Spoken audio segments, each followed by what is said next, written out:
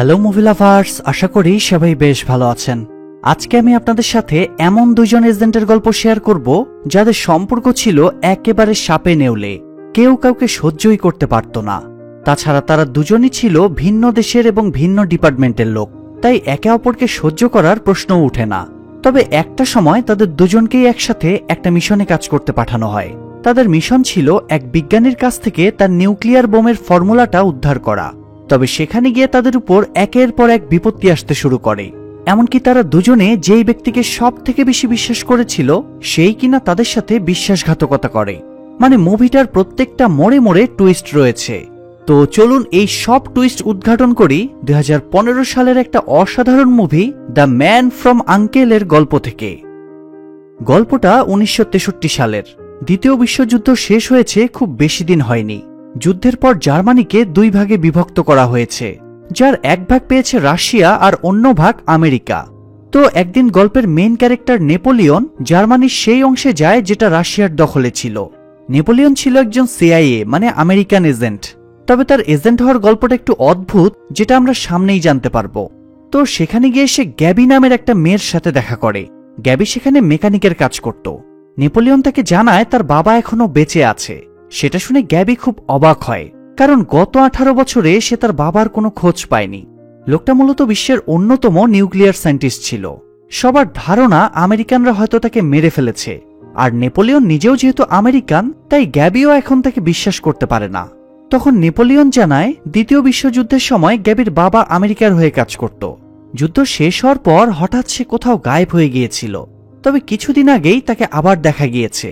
সিআইএর ধারণা লোকটা হয়তো নতুন কোনো নিউক্লিয়ার বোমের প্রজেক্টে কাজ করছে, আর সেই বোমের মাধ্যমে যে কোনো দেশকে নিমিষেই ধ্বংস করে দেওয়া সম্ভব। তাই লোকটা কোনো অঘটন ঘটানোর আগেই তাকে খুঁজে বের করা জরুরি, এবং এই কাজে নেপোলিয়ন গ্যাবির সাহায্য চায়। আর তাকে বোঝায় যে রাশিয়ানরাও তার বাবার খোঁজ বের করার জন্য তার পেছনে পড়ে আছে। যদি রাশিয়ানরা আগেই তার বাবার কাছে পৌঁছে যায় তাহলে তাকে বাঁচানো সম্ভব হবে না। কিন্তু এসব শুনেও গ্যাবি নেপোলিয়নের কথা মানতে চায় না। তবে সে যখন নেপোলিয়নের কথা মতো তার আশেপাশে তাকায়, তখন দেখতে পায় আসলেই তাকে একজন রাশিয়ান লোক ফলো করছে। নিঃসন্দেহে ওই লোকটা রাশিয়ান অর্থাৎ কেজিবি এজেন্ট হবে। আর এটা ভেবেই গ্যাবি এবার নেপোলিয়নের কথা মতো কাজ করতে রাজি হয়ে যায়। নেপোলিয়ন তখন তাকে নিয়ে সেখান থেকে পালাতে শুরু করে। গ্যাবি ড্রাইভিং সিটে বসে গাড়ি চালায়, আর নেপোলিয়ন পেছনের সিটে বসে তাকে গাইড করতে থাকে। এমন সময় দেখা যায় সেই এজেন্টও তাদেরকে ফলো করছে। নেপোলিয়ন তখন গ্যাবিকে গাড়ি স্লো করতে বলে ওই এজেন্টের গাড়িকে টার্গেট করে গুলি চালায়। তবে গাড়িটা বুলেট প্রুফ হওয়াতে এজেন্টের কোনো ক্ষতি হয় না। তখন নেপোলিয়ন গ্যাবিকে গাড়িটা রাস্তার পাশে লুকিয়ে ফেলতে বলে। গ্যাবি তাই গাড়িটা লুকিয়ে ফেললে এজেন্ট তাদেরকে দেখতে না পেয়ে সামনে এগিয়ে যায়। ততক্ষণে নেপোলিয়নও তাকে অ্যাটাক করার জন্য তৈরি হয়ে নেয়। এরপর নেপোলিয়নরা যখন সেখান থেকে বেরিয়ে আসে, তখন সেই এজেন্ট আবারও তাদেরকে ফলো করতে শুরু করে। তবে এবার নেপোলিয়ন খুব কৌশলে তার গাড়ির উপর অ্যাটাক করে সেটা অ্যাক্সিডেন্ট করিয়ে দেয়। তবে ভাগ্যক্রমে সেই এজেন্ট এই যাত্রায়ও প্রাণে বেঁচে যায়। আর এই এজেন্ট হলো গল্পের আরও একজন লিড ক্যারেক্টার, যার নাম এলিয়া। তবে সে কিন্তু গ্যাবির জন্য নয়, বরং সেখানে গিয়েছিল নেপোলিয়নকে ধরার জন্য। আর এখানেই আমরা নেপোলিয়নের গল্পটা জানতে পারি। মূলত বিশ্বযুদ্ধের সময় নেপোলিয়ন আমেরিকান আর্মিতে ছিল। তবে যুদ্ধ শেষ হওয়ার পর সে বিভিন্ন অ্যান্টিক জিনিস চুরি করে বিক্রি করতে শুরু করে। ধীরে ধীরে এটা তার অভ্যাসে পরিণত হয়। এই কাজে সে এতটাই এক্সপার্ট ছিল যে পুলিশ কখনোই তাকে ধরতে পারেনি। তবে একবার 4 দেশের পুলিশ মিলে তাকে ধরতে সফল হয়।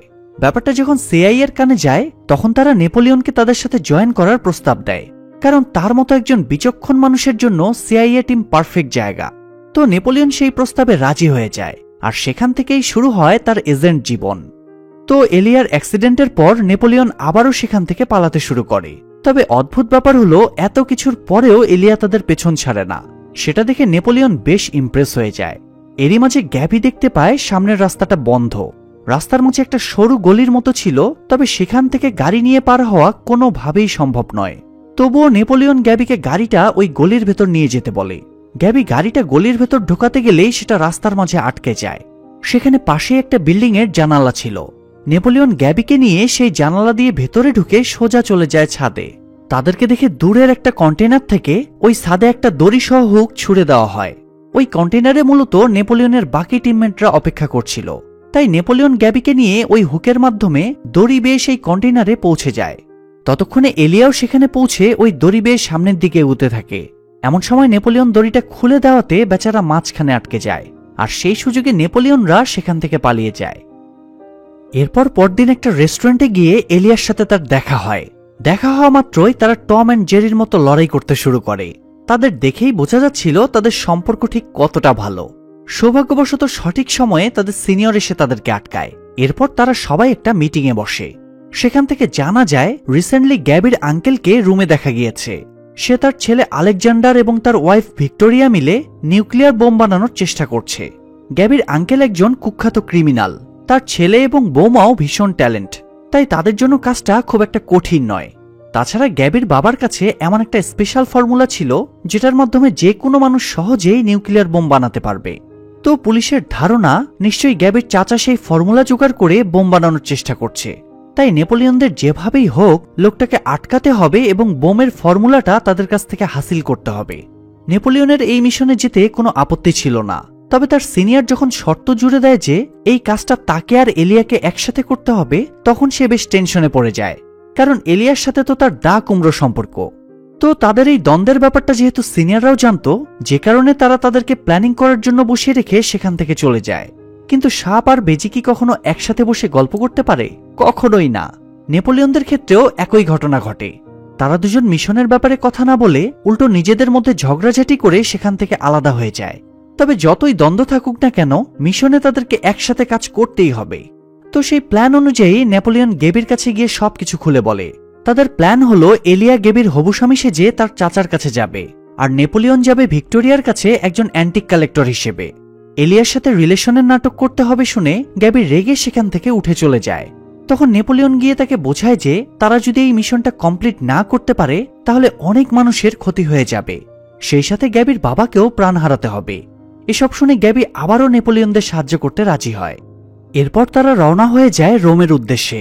সেখানে পৌঁছানোর পর নেপোলিয়নের কেন যেন মনে হয় কেউ তাদেরকে ফলো করছে, তাই সে এলিয়াকে সতর্ক করে দেয় যে রাস্তায় কোনো ছিনতাইকারীর খপ্পরে পড়লে যেন সে চুপচাপ থাকে, কেননা কোনোরকম হিরোগিরি করলেই তারা ধরা পড়ে যাবে।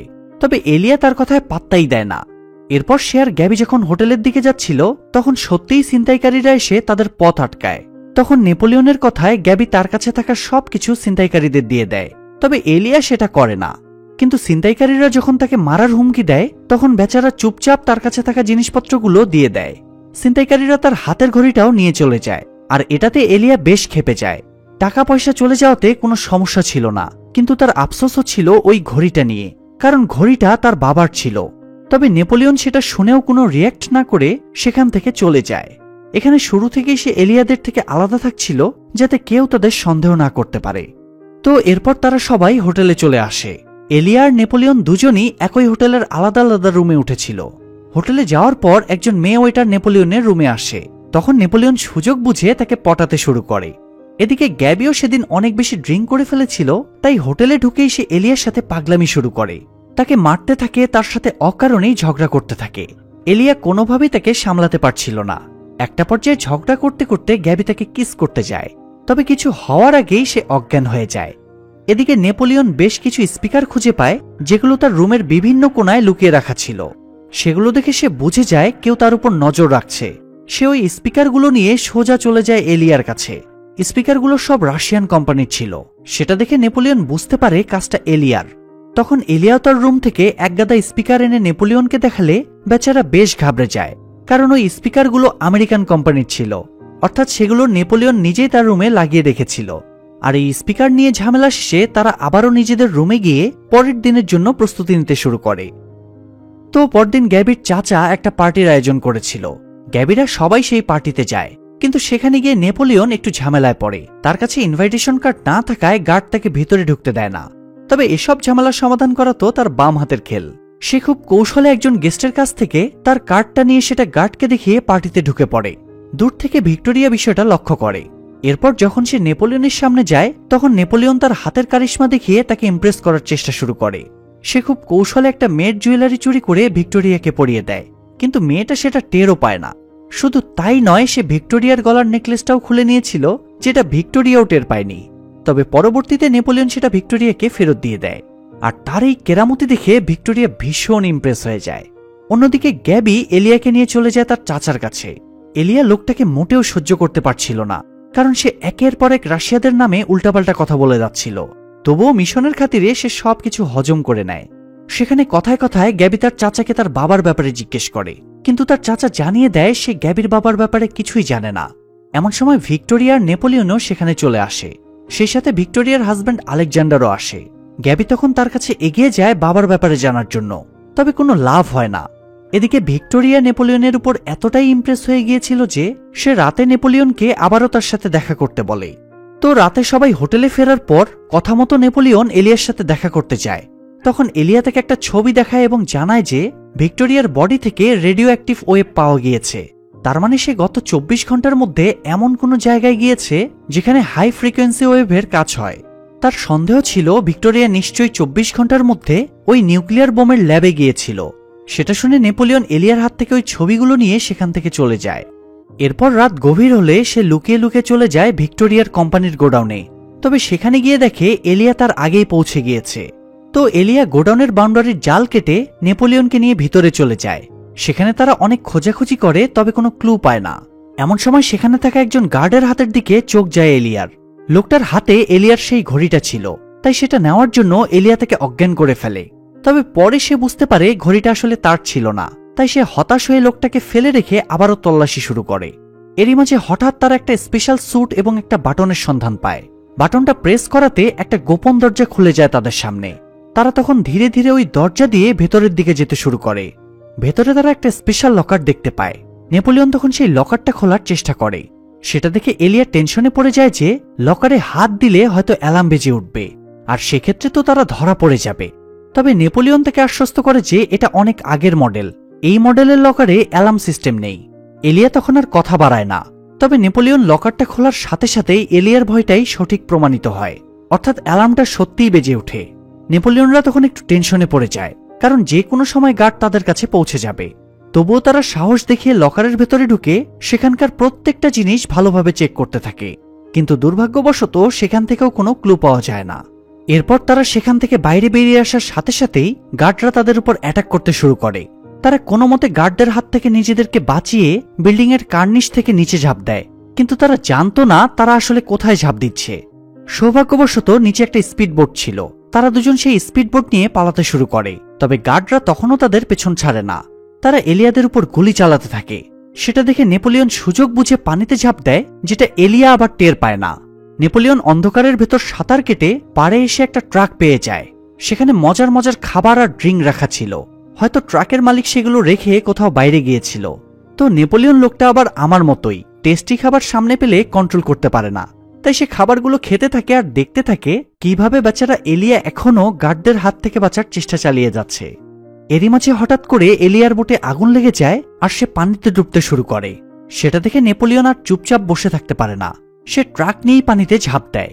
এলিয়া ততক্ষণে পানিতে ডুবে গিয়েছিল, তাই নেপোলিয়ন খুব কষ্টে তাকে উদ্ধার করে পাড়ে নিয়ে আসে। এরই মাঝে আলেকজান্ডার পৌঁছে যায় সেই লকারের সামনে। সেখানকার অবস্থা দেখে সে অবাক হয়ে যায়। এরপর যখন গার্ডদের কাছে চোরদের ব্যাপারে জানতে পারে, তখন তার মনে সন্দেহ জাগে।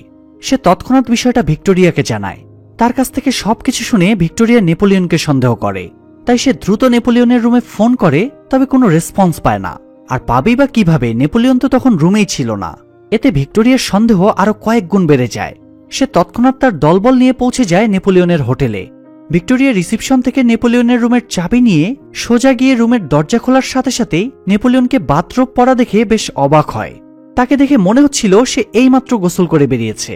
আসলে ভিক্টোরিয়া হোটেলে ঢুকতে না ঢুকতেই নেপোলিয়নরা ততক্ষণে হোটেলে পৌঁছে গিয়েছিল, আর তারা ভিক্টোরিয়ার চোখ এড়িয়ে নিজেদের রুমে গিয়ে সবকিছু সেটেল করে নেয়।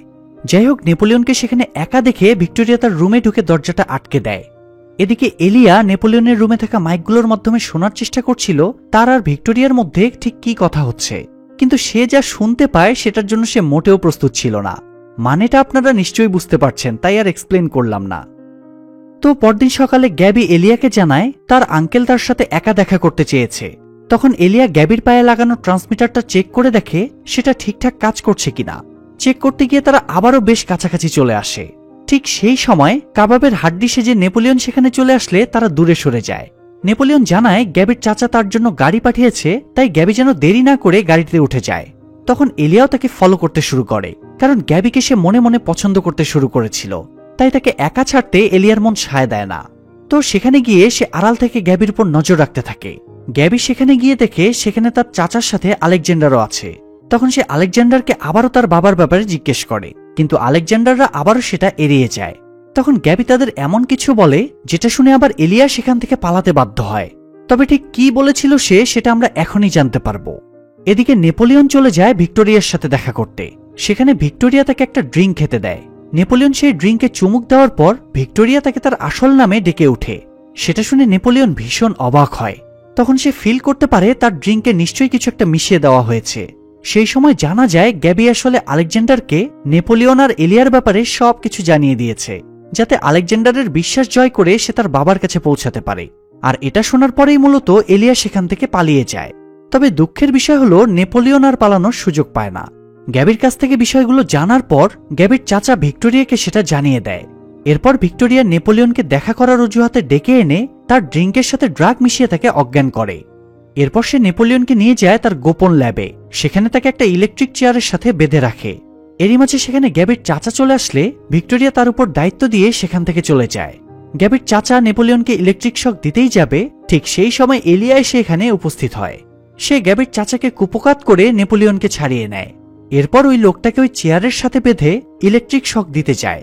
লোকটা সেটা দেখে ভয়ে বলে উঠে তাকে শক দেওয়ার কোনো প্রয়োজন নেই, সে এমনিতেই সবকিছু সত্যি সত্যি বলে দেবে।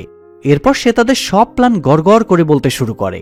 তখন জানা যায় তারা সত্যি একটা নিউক্লিয়ার বোম বানানোর কাজ করছে, আর সেটা রাখা হয়েছে একটা নির্জন আইল্যান্ডে। তাদের বোম বানানোর কাজ প্রায় শেষের পথে, কমপ্লিট হয়ে গেলেই সেটা বিক্রির প্ল্যান করছে ভিক্টোরিয়ারা। তো নেপোলিয়নরা তার কাছ থেকে সবকিছু শুনে বাইরে এসে ডিসকাস করতে থাকে যে তারা ওই লোকটাকে বাঁচিয়ে রাখবে নাকি মেরে ফেলবে। এরই মাঝে হঠাৎ ওই ইলেকট্রিক চেয়ারে শর্ট সার্কিট হয়ে আগুন লেগে যায়, আর সেই আগুনে গ্যাবির চাচা জ্বলে পুড়ে ছারখার হয়ে যায়। বিজ্ঞানীদের আবিষ্কারের প্রথম শিকার নাকি আবিষ্কারক নিজেই হয়ে থাকে, আর আজ সেটার জলজান্ত প্রমাণ পেলাম। কথাটা বলার কারণ হচ্ছে ওই ইলেকট্রিক চেয়ারের আবিষ্কারক গ্যাবির চাচা নিজেই ছিল। যাই হোক, নেপোলিয়নরা তখন তাদের হেডকোয়ার্টারে ফোন করে ওই আইল্যান্ডে যাওয়ার জন্য হেলিকপ্টার পাঠাতে বলে। অন্যদিকে ততক্ষণে গ্যাবি আলেকজান্ডারের সাথে ওই আইল্যান্ডের উদ্দেশ্যে রওনা হয়ে গিয়েছিল, এবং কিছুক্ষণের মধ্যেই হেলিকপ্টার নিয়ে একটা লোক নেপোলিয়নদের কাছে পৌঁছে যায়। লোকটাকে দেখে নেপোলিয়নের একটু খটকা লাগে, কারণ তাকে সে ভিক্টোরিয়ার পার্টিতে দেখেছিল। লোকটা তখন নিজের পরিচয় দেয়, আর এখান থেকেই গল্পের নতুন আরেকটা রহস্য সামনে আসে। ওই লোকটাও আসলে একজন স্পেশাল এজেন্ট ছিল, তবে সে অন্য টিমের। তাদেরও ভিক্টোরিয়ার উপর সন্দেহ ছিল, তাই তারা গ্যাবিকে পাঠিয়েছিল তাদের উপর নজর রাখতে। তার মানে গ্যাবি নিজেও একজন এজেন্ট, আর সে ওই বোম পর্যন্ত পৌঁছানোর জন্য নেপোলিয়নদের ব্যবহার করেছে। সেটা শুনে এলিয়া ভীষণ রেগে যায়। এভাবে ধোঁকা দেওয়া এবং তাদেরকে ফাঁসিয়ে দেওয়াটা সে কোনোভাবেই মেনে নিতে পারছিল না। তখন লোকটা তাদেরকে জানায় এই কাজটা করার জন্য সেই গ্যাবিকে অর্ডার দিয়েছিল, কারণ সে জানতো এলিয়ারা যত বড় বিপদেই পড়ুক না কেন কোনো না কোনোভাবে ঠিকই বেরিয়ে আসবে। তবে এসব নিয়ে এখন আর কথা বলার সময় তাদের হাতে নেই। এখন তাদেরকে ওই বোমের পাশাপাশি গ্যাবিকেও বাঁচাতে হবে, কারণ সেখানে গ্যাবির সাথে যে কোনো অঘটন ঘটতে পারে। ততক্ষণে গ্যাবি তার বাবার কাছে গিয়ে তাকে অনুরোধ করে ওই বোমটা নষ্ট করে দেওয়ার জন্য, না হলে সেটার কারণে অনেক মানুষ মারা যাবে, এমনকি একটা গোটা দেশ ধ্বংস হবে। এসব কথা বলতে বলতেই সেখানে ভিক্টোরিয়া চলে আসে, আর সে গ্যাবির বাবাকে দ্রুত কাজে চলে যেতে বলে। তখন গ্যাবির বাবা গ্যাবিকে তার সাথে রাখার জন্য রিকোয়েস্ট করে। ভিক্টোরিয়া তাতে রাজি হয়ে গেলে তারা চলে যায় তাদের ল্যাবে। সেখানে গিয়ে গ্যাবি দেখতে পায় বোমটা অলরেডি তৈরি হয়ে গিয়েছে, শুধু ফর্মুলাটা অ্যাড করার বাকি। তো গ্যাবির বাবা খুব কৌশলে একটা ফর্মুলা সেখান থেকে সরিয়ে ফেলে, যাতে বোমটা অসম্পূর্ণই থেকে যায়। কিন্তু দুর্ভাগ্যবশত ভিক্টোরিয়া সেটা দেখে ফেলে। তখন তার অর্ডারে তার লোকেরা গ্যাবিকে পাকড়াও করে। এরপর ভিক্টোরিয়া তার বাবাকে হুমকি দেয় যে 30 মিনিটের মধ্যে তাকে ওই বোমটা কমপ্লিট করে ফেলতে হবে, না হলে তারা গ্যাবিকে মেরে ফেলবে। লোকটার কাছে তখন আর কোনো অপশন ছিল না, সে ভিক্টোরিয়ার কথা মতো বোমটা রেডি করে ফেলে। এরপর আলেকজান্ডার সেখানে এসে গ্যাবির বাবাকে বোমটা তার কাছে হ্যান্ড ওভার করতে বলে, সেই সাথে ওই বোমের দুটো ফর্মুলা বের করতে বলে। সেখান থেকে একটা ফর্মুলা নিয়ে যায় ভিক্টোরিয়া, আর আরেকটা ফর্মুলা বোমের সাথেই আলেকজান্ডার রেখে দেয়। ফর্মুলাটা হাতে পেয়েই সে গ্যাবির বাবাকে মেরে ফেলে। এরপর ভিক্টোরিয়া আইল্যান্ড থেকে বেরিয়ে যায়। এরই মাঝে নেপোলিয়নরা সেখানে পৌঁছে সবার উপরে অ্যাটাক করতে শুরু করে। দেখতে দেখতে তারা পুরো আইল্যান্ডটা ধ্বংসস্তূপ বানিয়ে ফেলে। এসবের মাঝে নেপোলিয়ন হঠাৎ দেখতে পায় আলেকজান্ডার গ্যাবি আর ওই বোমটা নিয়ে সেখান থেকে পালাচ্ছে। তাই সে তৎক্ষণাৎ এলিয়াকে অ্যালার্ট করে দিয়ে গাড়ি নিয়ে আলেকজান্ডারকে ফলো করতে শুরু করে। তার সাথে এলিয়াও বাইক নিয়ে রওনা হয়ে যায়। আলেকজান্ডার বুঝে গিয়েছিল নেপোলিয়নরা তাকে ফলো করছে, তাই সেও ফুল স্পিডে গাড়ি চালাতে থাকে। এভাবেই অনেকটা সময় পার হয়ে যায়। তাদের মধ্যে হাড্ডাহাড্ডি টক্কর চলতে থাকে। তবে শেষমেশ এলিয়া আলেকজান্ডারের গাড়ির টায়ারে একটা গুলি করে দেয়। তবে দুর্ভাগ্যবশত গুলিটা টায়ারে লাগে না, উল্টো আলেকজান্ডারই এলিয়ার বাইকের অ্যাক্সিডেন্ট করিয়ে দেয়। তখন নেপোলিয়ন গ্যাবিকে তার আশেপাশে থাকা কোনো জিনিস শক্ত করে ধরতে বলে। গ্যাবি তার কথা মেনে নিলে নেপোলিয়ন তার গাড়ি দিয়ে আলেকজান্ডারের গাড়িটাকে ধাক্কা দেয়। এতে তারা দুজনেই গিয়ে পড়ে পাহাড়ের খাদে। তবে তাতে কারো কোনো ক্ষতি হয় না। নেপোলিয়ন দ্রুত গিয়ে গ্যাবিকে উদ্ধার করার কাজে লেগে পড়ে। এরই মাঝে আলেকজান্ডার গিয়ে তার উপর অ্যাটাক করে।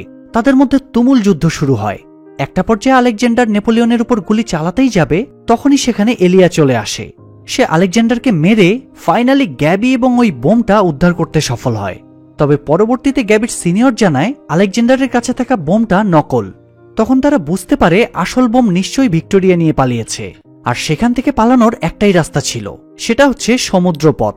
তাই তারা শিপইয়ার্ডের একজন ক্যাপ্টেনের কাছে গিয়ে খোঁজ নেয় যে রিসেন্টলি সেখান থেকে কতগুলো জাহাজ বেরিয়েছে। ক্যাপ্টেনের কাছ থেকে জাহাজের সংখ্যা শুনে তাদের মাথায় যেন বাজ পড়ে, কারণ সেখান থেকে 100টারও বেশি জাহাজ বেরিয়েছিল। এখন এত জাহাজের মধ্য থেকে ভিক্টোরিয়ার জাহাজ খুঁজে বের করা তো অসম্ভব। তখনই হঠাৎ নেপোলিয়নের মনে পড়ে যে সে ভিক্টোরিয়ার অফিসে একটা জাহাজের ছবি দেখেছিল, আর সেখানে জাহাজের নামের কিছুটা অংশ ছিল। তো সেই নামের অংশ খুঁজতে খুঁজতে তারা ফাইনালি ওই লিস্ট থেকে ভিক্টোরিয়ার জাহাজটাকে খুঁজে বের করে। তবে তাদের ধারণাটা আদৌ সঠিক কিনা এটা যাচাই করে দেখা জরুরি ছিল।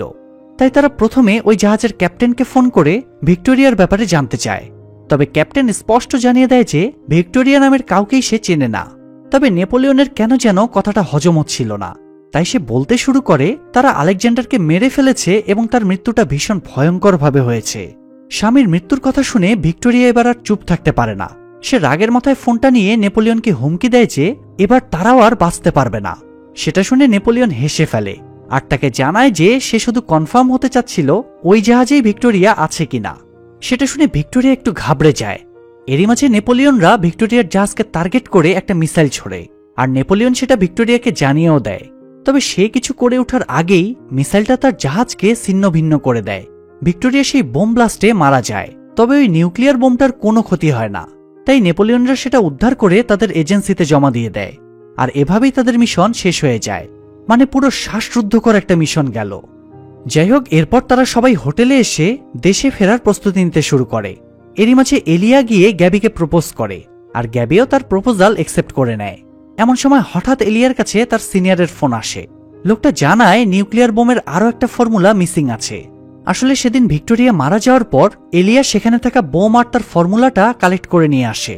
তবে আলেকজান্ডারের কাছেও যে একটা ফর্মুলা ছিল সেটা সে জানত না। তবে এলিয়া যখন আলেকজান্ডারকে মারতে ব্যস্ত ছিল তখন নেপোলিয়ন সুযোগ বুঝে সেই ফর্মুলাটা নিয়ে নিজের কাছে রেখে দিয়েছিল। আর এই ব্যাপারটা কেজিবি হেড জানতে পেরে এলিয়াকে অর্ডার দেয় নেপোলিয়নকে খুন করে ওই ফর্মুলাটা নিয়ে আসার জন্য।